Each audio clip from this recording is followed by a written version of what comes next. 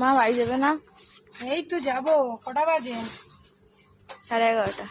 11:30 বেজে গেছে।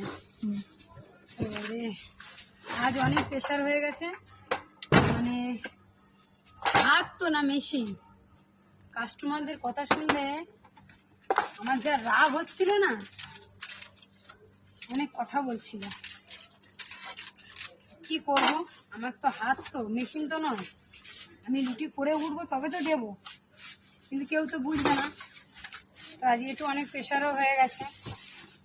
আর ভেবেছিলাম তাড়াতাড়ি চলে আসবো, ওই কপাল তো নেই। কেন কালকের আবার আমাদের ছোটো দিদিমণির পরীক্ষা আছে, লাস্ট পরীক্ষা।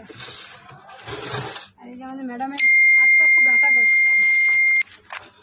কালু, এই কালুর কি করবে, আর কালু সবার পিছনে লাগছে।